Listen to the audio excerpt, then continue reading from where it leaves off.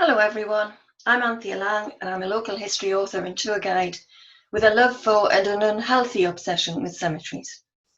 Over the next 2 weeks, I'd like to take you on a journey around St Edmund's churchyard and Gateshead East Cemetery, exploring the history of both of them, finding out about some of the people who are buried, and also looking at gravestone design.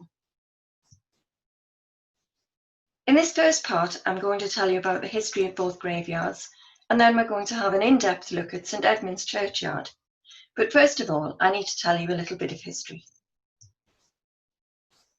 Until 1811, St Mary's churchyard on the quayside was the only burial ground in Gateshead, and as you can see from this 1827 engraving, it was already in a pretty sorry state. Conditions were anything but ideal, and it was recorded that in periods of heavy rain, effluent from the coffins would lie on top of the graves. Can you imagine the smell? As time went on, people began to look at ways of improving burials, and this coincided with the rise of the private cemetery, such as this one, Newcastle General Cemetery, which we know today as Jesmond Old Cemetery. This opened in 1834. Incidentally, the word cemetery literally means a sleeping place. The idea behind these private cemeteries was that people bought shares in a cemetery company. They would get an annual dividend and probably got the pick of the best spaces for burials. The other advantage was these cemeteries were non-denominational, meaning people could choose the type of religious burial they wanted. But there weren't enough of them to completely solve the problem, and there certainly wasn't a private cemetery in Gateshead. As diseases like cholera spread throughout the country, it was decided to ban town centre burials, and from the 1850s there were a series of acts passed which allowed towns to build new cemeteries catering for all denominations. Towns could form burial boards, which would negotiate the purchase price of potential land and then apply for a loan from the government.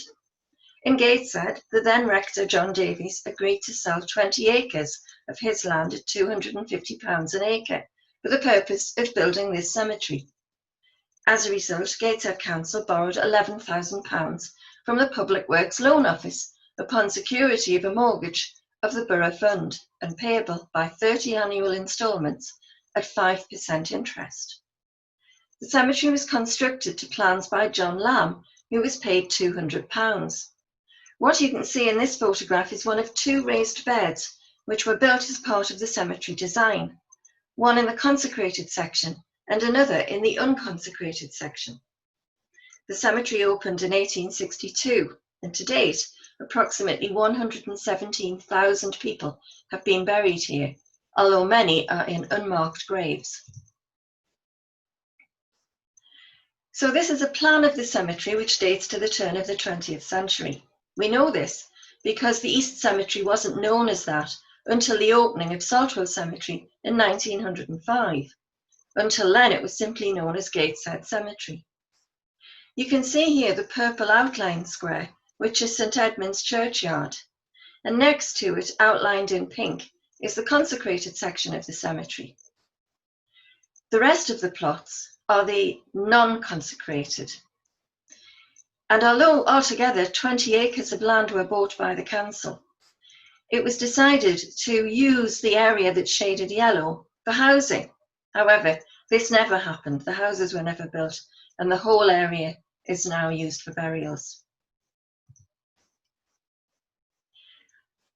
This is the Nonconformist Chapel, where services for any people who did not want a Church of England burial were held, and this opened in 1862.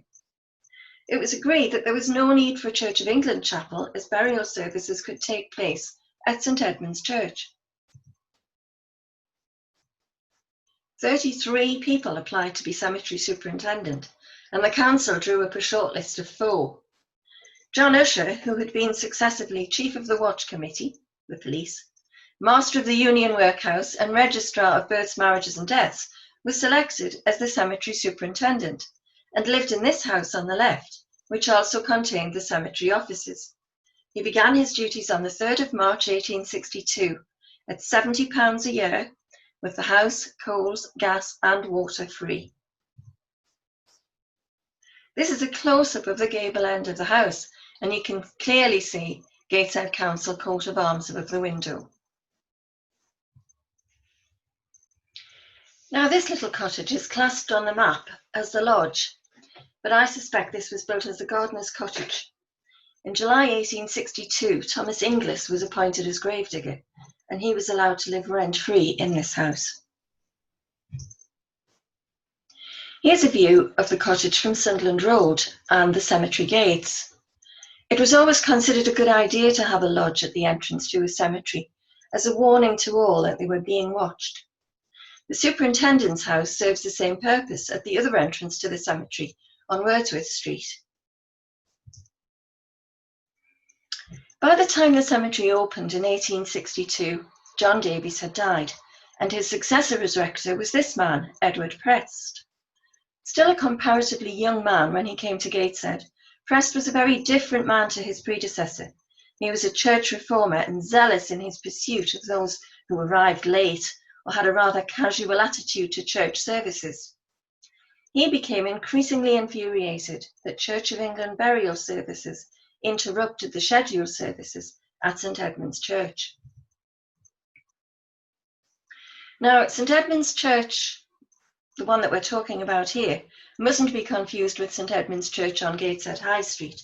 They're each dedicated to a completely different St Edmund. St Edmund's Chapel was built on Old Durham Road in 1811, replacing the Chapel of the Hospital of King James on Old Durham Road. You can still see the stone plaque today. A churchyard was added, which was later extended in 1851. When the ecclesiastical parish of Gateshead was divided in the 1860s, St Edmund's Chapel was improved and considerably enlarged and became a church. Prest advocated having a new chapel built in the cemetery grounds for Church of England burials. This resulted in the removal of a drinking fountain in the cemetery, and Prest was asked to replace this.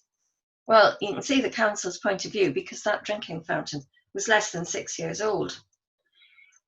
So it was replaced on the exterior of the cemetery walls. And I'm just going to circle it. You can see on the photograph where a small boy is actually trying to climb into it. So this is what was built. This is the Church of England chapel. It's an almost exact copy of the nonconformist chapel, just slightly larger, and it sits more or less opposite to it. None of the buildings in the cemetery today are used for their original purpose. They're all used as private houses. So that's briefly the history of Gateshead East Cemetery, and we'll return to it in the second part of this talk. We now turn to the old burial ground of St Edmund's Churchyard. Created in 1811 as an addition to St Mary's, this was extended in 1851. The only access to it is through Gateshead East Cemetery, and you have quite a pleasant walk along this shady path. It's very easy to tell exactly in which cemetery you're in, as there are no paths in St Edmund's and no real planter graves. Those that remain are scattered across the graveyard, and much of it, as you will see in the next few photographs, is just grass. There are a few thousand burials in this graveyard, but comparatively few gravestones remain. Most are quite plain and rely on their outline style rather than any added decoration. Quite a few gravestones, like the two in the foreground here, have sunk into the ground, although the lettering is still fairly clear. Now we need to look at some of the people buried here. This is a rather sad grave. George Mitchell Masterton, who is described as an actuary in a savings bank in the 1851 census, died in Gateshead in 1857, aged just 45.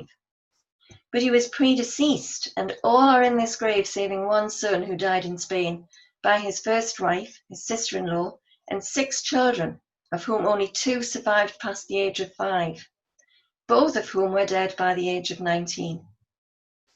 Masterton remarried, and one of the children who died young is from this second marriage.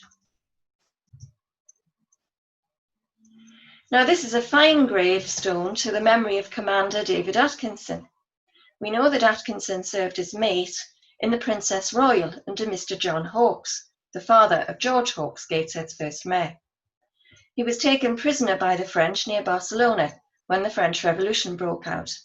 He was held for 13 months and was then exchanged for another prisoner.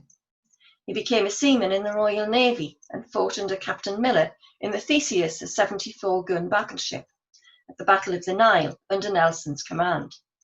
We don't know if he ever met Nelson, although if he served in the Theseus the year before, it's perfectly possible, as Nelson was commanding that ship. Atkinson was promoted to the rank of lieutenant after the Nile. At the end of the year, he retired to Gateshead to live. Here's the vault of one of Gateshead's mayors, William Kenmare, a brewer who died in 1852. I feel sorry for William in a way because he never wanted to be the mayor. By the early 1840s, being elected mayor wasn't always seen as a popular position, and eventually the council decided that anyone nominated who declined the honour should have to pay a fine. In 1843, two councillors, Thomas Sowerby and James Smith, each paid £20 to avoid the office. Kenmare also paid up, but he was eventually persuaded to accept. And here's the vault for Joshua Green, who was a spirit merchant and a tallow chandler. He was a member of the 4 and 20 who governed Gateshead before we had a town council. And it was said that he launched the present town council upon the waters of municipal life. From his obituaries, he sounds a lovely man and a great philanthropist. He was the principal and personal superintendent of the local soup kitchen and attended almost every day. The whole of his workforce attended his funeral, and it was recorded that we could not help remarking that the trees in the cemetery surrounding the vault, laden with winter snow, furnished an appropriate requiem to the memory of the departed, whose life had been prolonged into the winter of old age. Another report described him as dressed in corduroy light half breeches, stockings, and large silver buckles on his shoes, a low, broad-brimmed hat below the average height, was a pleasant old gentleman of the old school, and always had a large St Bernard's dog with him. This very plain grave houses the body of William Kell, Gateshead's first town clerk, who was appointed in 1835, and it just goes to show that the appearance of a grave often has very little to do with the importance or the affluence of the person buried underneath it. Kell retired in 1862 due to ill health, and at the burial ceremony we know there were 4 mourning coaches, followed by a large number of mourners on foot, including a number of others who are buried in this graveyard and in Gateshead East. Kell was responsible for the creation of Gateshead's original council motto, Caput inter nubila condit, which literally means she puts her head above the clouds. Now you'll find very few memorials to cholera victims in graveyards, but this fine obelisk can be found in St Edmund's. It was erected by the then rector John Collinson, and it commemorates 222 people who died of cholera between the 26th of December 1831 and the 5th of November 1832. Actually, 234 people altogether died of the epidemic, but we don't know where the other 12 are buried. The stone carving, which is very fine, was by St Mary's sexton, Samuel Softly, and the inscription reads, "In the midst of life we are in death. Watch therefore, for ye know not what hour your Lord doth come." Now, this is supposedly the family burial place of William Henry and Margaret Brockett. It says so on the stone, but actually it's not. It is the burial stone of their daughter, and obviously they intended that they would be buried in the same plot. However, as we'll see next week, William Henry Brockett rose to a position of such eminence in Gateshead that he eventually ended up having the largest memorial in Gateshead East. And this is what I've called the Great Divide. This basically separates the two graveyards. So St Edmund's on the right, Gateshead East on the left. In actual fact, the boundary is a little bit different. It's actually more or less behind those gravestones on the right. But for purposes of straightforwardness, this is perfectly okay. To find out a little bit more about Gateshead East Cemetery, you'll have to come back next week and watch part 2. Bye for now.